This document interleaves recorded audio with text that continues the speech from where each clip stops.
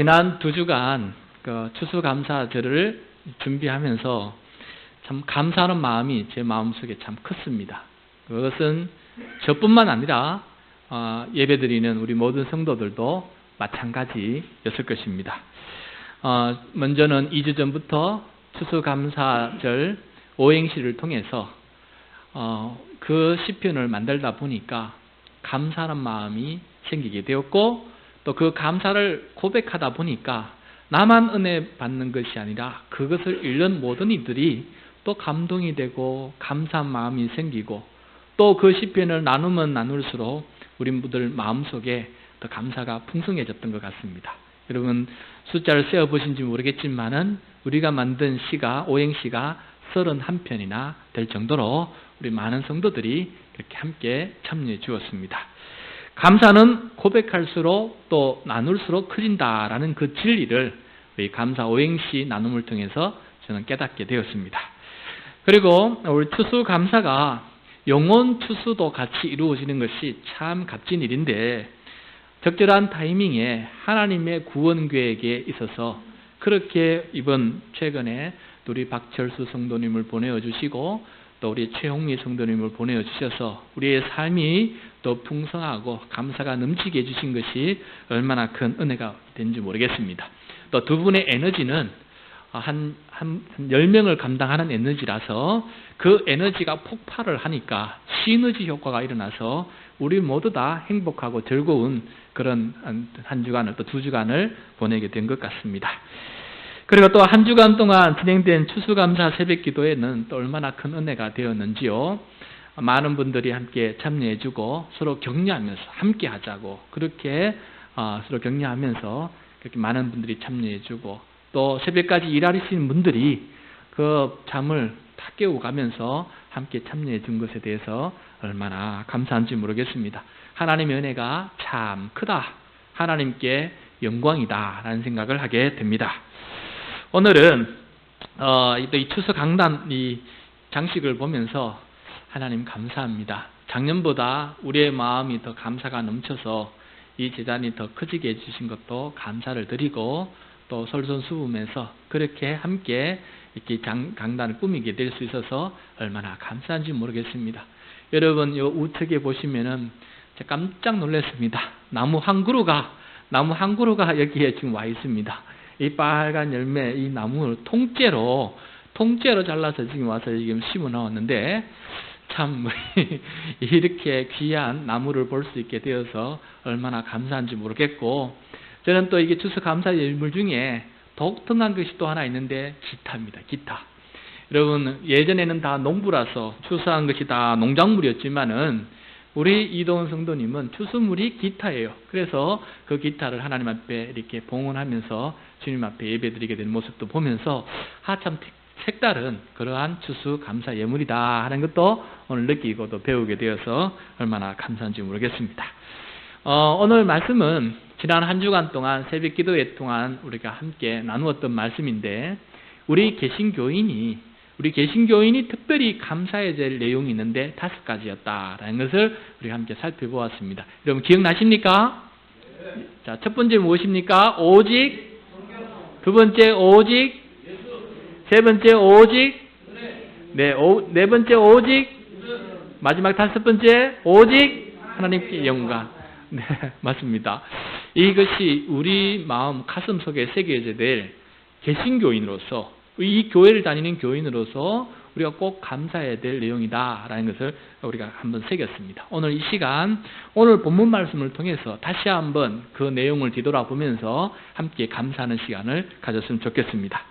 자, 먼저 우리가 감사해야 될 것은 복음이 우리 귀에 들렸다는 것이고, 그 복음으로 인해서 우리가 구원을 받았다는 이 사실이 가장 큰 전제입니다. 그것을 통해서 종교개혁이 이루어진 것이거든요. 그래서 먼저 복음을 통해서 구원받은 우리들의 이 모습에 대해서 감사하는 성도가 되어야 된다 하는 말씀을 적어주고 있는데, 우리가 1절과 2절 말씀 우리 같이 봉독하겠습니다. 형제들아, 내가 너희에게 전한 복음을 너희에게 알게 하노니 이는 너희가 받은 것이요 또 그 가운데 선 것이라. 너희가 만일 내가 전한 그 말을 굳게 지키고 헛되이 믿지 아니하였으면 그로 말미암아 구원을 받으리라. 아멘. 여러분, 우리가 감사해야 할 가장 소중한 것은 복음을 우리가 들었다라는 것입니다. 그리고 그 복음 때문에 우리가 그 복음을 굳게 지켜서 흔들리지고 빼앗기지 않아서 믿음으로 그것을 지켜서 우리의 구원이 이루어지고 있다는 사실이 우리가 가장 감사해야 될 일이다라는 것입니다. 실제로 추수감사절은 이스라엘 백성들에게 추수감사절은 구원감사절이었습니다. 웬관이 이스라엘의 3대 절기 아시지요? 자, 첫 번째 절기는 무엇입니까? 유월절입니다. 그런데 이 유월절은 보리를 추수하는 보리 추수감사절이에요. 그런데 보리를 추수하며 보리에 대해서 감사하는 것보다 그들이 더 감사한 내용이 무엇인지 아십니까? 유월절이 되면은 애굽에서 우리를 구원해 주신, 애굽의 그 노예 상태에서 구원해 주시고 자유를 주신, 해방을 주신 그 하나님께 감사하는 절기로 삼았습니다. 그래서 유월절에는 보리보다는 오히려 출애굽을 해주신 하나님의 구원의 역사를 더 감사하는 그런 절기로 보냈다라는 것을 우리가 꼭 명심해야 되겠습니다. 두 번째, 유대인들의 3대 절기 중에 두 번째는 바로 77절입니다. 밀을 추수하는 절기예요. 그런데 이 절기에도 마찬가지로 그들이 농작물을 수확하는 것도 감사했지만은 더더욱 감사했던 것은 무엇이냐면은 77절은 시내산에서 하나님으로부터 하나님의 말씀을 받았는 것을 감사하는 절기가 바로 77절로 삼았습니다. 그래서 우리에게 인생의 여정의 내비게이션인 성경 말씀을 주신 것에 감사하면서 그날을 기억하면서 지켰던 것이 바로 77절이다라는 것입니다. 세 번째 절기는 무엇입니까? 초막절입니다. 초막절은 포도와 올리브 추수를 감사하는 추수감사절입니다. 그런데 그때 또한 그들은 이 광야에서 초막을 치면서, 장막을 치면서, 텐트를 치면서 우리에게 약속해 주신 저 약속의 땅 가나안 땅을 향해 나아가기 위해서 그 광야의 길을 하나님께서 우리를 만나와 메추고라기로 먹이시면서 지켜 보호해 주신 그 하나님의 은혜를 감사하는 절기가 바로 초막절이다라는 것입니다. 그러므로 모든 3대 추수감사절은 수확을 통해서 하나님께 감사하는 절기이기도 했지만은 무엇보다도 우리에게 구원을 베풀어 주시고 우리에게 생명의 말씀을 주시고 우리를 인도해 주시는 그 하나님께 감사했다라는 것을 우리가 깨닫게 됩니다. 그러므로 이 추수감사절 오늘 이 하루에 우리가 추수도 감사하지만은 나를 구원해 주시고 나를 구원하기 위해서 나에게 복음을 들려주신 그 하나님의 크신 은혜에 감사하며 감격하는 저와 여러분이 될 수 있기를 축복합니다. 날씨가 추워지니까 올 추수감사절은 그렇게 영하로 떨어지지 않아서 아침에 나오는 것이 쉬웠습니다. 근데 작년에는 굉장히 추웠어요. 그래서 저는 어떤 생각이 들었냐면은 내년에는 추수 이 감사절을 11월로 하지 말고 10월로 당겨서 우리 추석과 맞춰가지고 당겨서 하면은 새벽에 나오는 것이 더 좋을지 않을까 하는 생각이 있어서 내년에는 10월 달에 추석 다음 주로 추수감사절을 할까 이런 생각을 가지고 선배 목사님과 어저께 이야기를 나누는 중에 선배 목사님은 그렇게 말씀하시더라고요.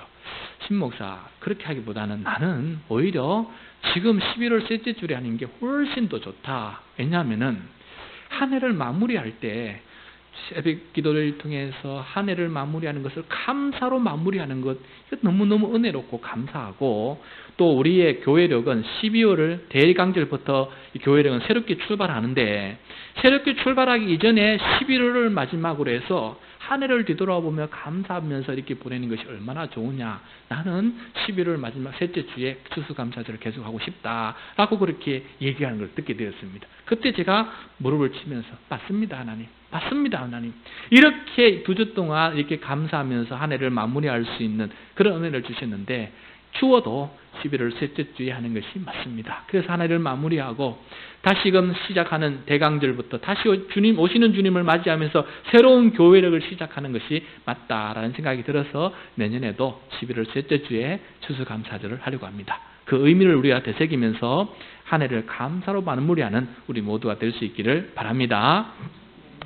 자, 그 다음 첫 번째, 우리가 그런 구원을 받았을 때 우리가 감사해야 될, 개신교인으로서 감사해야 될 것이 있다고 했는데, 첫 번째는 오직 성경이라고 하는 이 신앙을 우리에게 심어준 것에 대해서 우리는 감사해야 되겠습니다. 우리 3절과 4절 말씀 같이 읽겠습니다.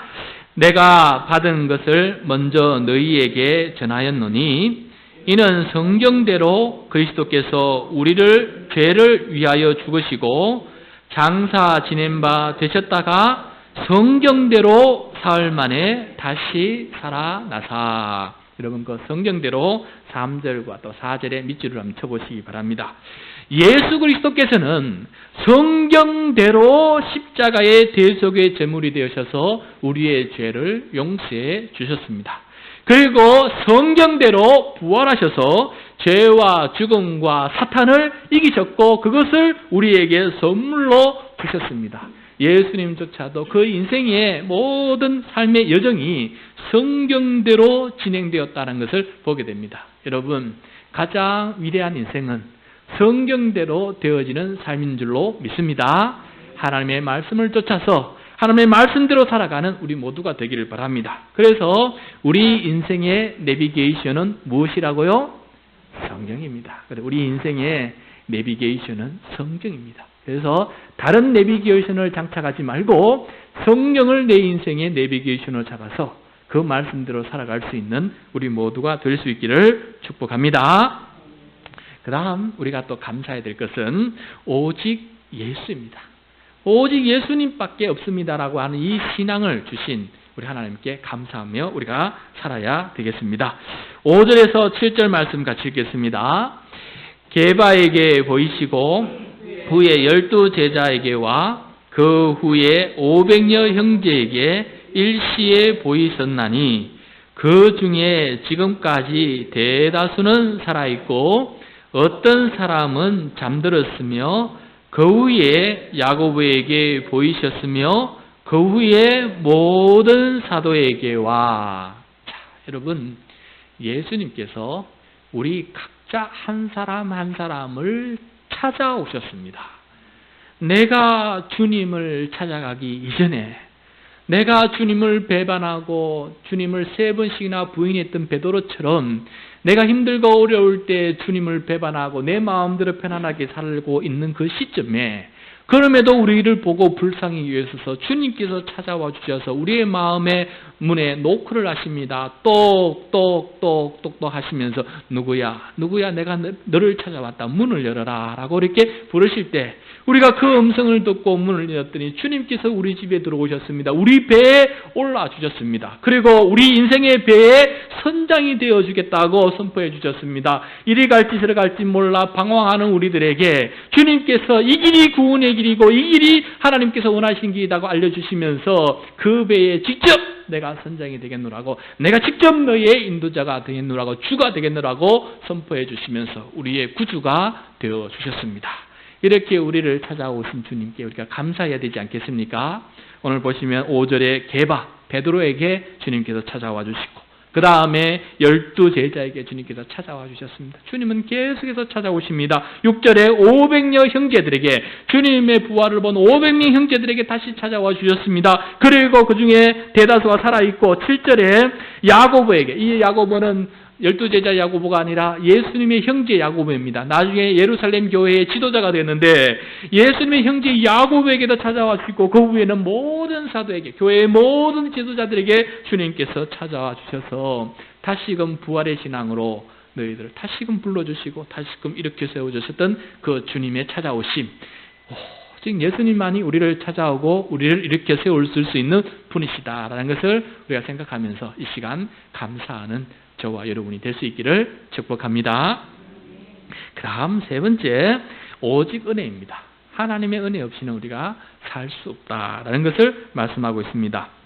바다를 먹물 삼고 저 하늘을 두루마리 삼아도 다 기록할 수 없는 것이 우리 하나님의 크신 은혜다라는 것을 우리가 잘 알고 있습니다. 이 시간 우리 8절부터 10절까지 말씀 같이 읽겠습니다.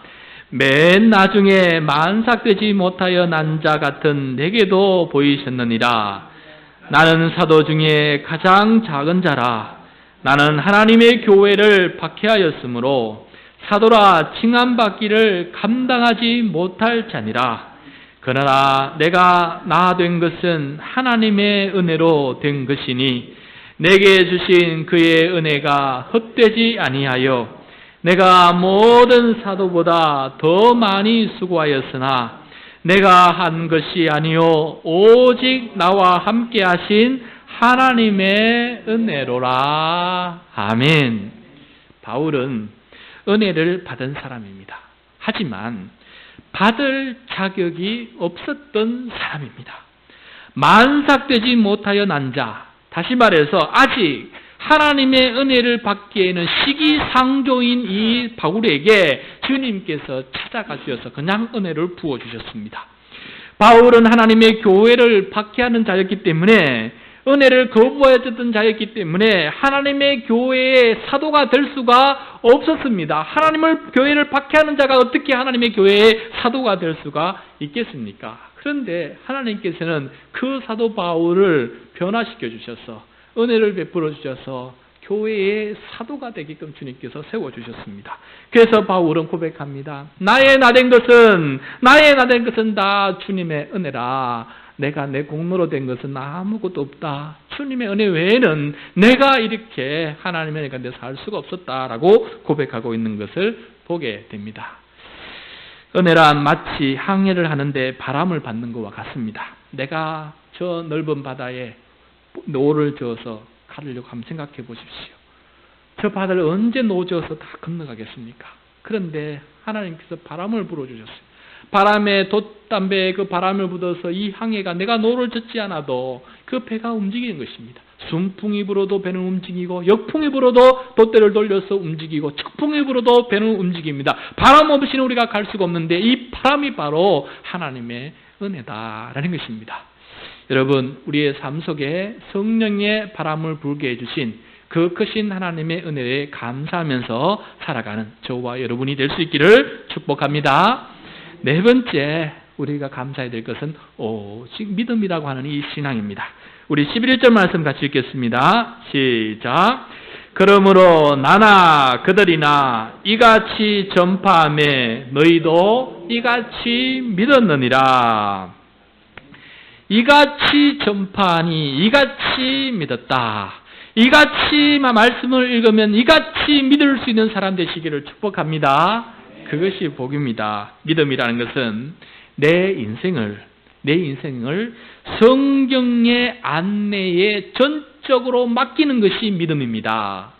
그리고 믿음이라는 것은 내 인생을 예수 그리스도께 전적으로 맡기는 것이 믿음입니다. 믿음이라는 것은 내 인생을 하나님의 은혜에 전부 다 맡기는 것이 믿음입니다. 이러한 믿음을 가지고 살아가는 저와 여러분이 될 수 있기를 바랍니다. 믿음이라는 것은 정말 신비한 것 같아요. 아무리 덩치가 크고 아무리 권력이 있어도 아무리 지혜가 많은 박사라 할지라도 아무리 인물이 좋고 이쁜 사람이 할지라도 믿음은 저절로 생기는 것이 아닙니다. 아무리 믿으려 해도 믿겨지지 않습니다. 아무리 믿으려 해도 믿겨지지 않습니다. 그런데 이 씨가 믿어져서 그게 수월하게 믿어져서 이렇게 하나님 앞에 예배드릴 수 있다는 것이 얼마나 큰 은혜입니까? 저는 의심이 많은 사람이었는데 그냥 믿겨져 버렸어요. 믿어져 버렸어요. 그게 얼마나 큰 은혜인지, 그게 못 믿겨져서 고민하고 참말일까 정말일까 그렇게 의심하며 살아가는데 그냥 그렇게 믿겨지는 것이 얼마나 큰 은혜인지 그걸 참 말로 할 수가 없습니다. 이러한 하나님의 믿어지는 은혜가 우리 가운데 충만하시길 바라고 그 믿음으로 우리의 삶을 항해할 수 있는 우리 모두가 되기를 바랍니다. 마지막으로 우리가 감사해야 될 신앙은 오직 하나님께 영광을 돌리는 신앙입니다. 우리 31절 말씀 밑에 있는데 31절 말씀 같이 읽겠습니다.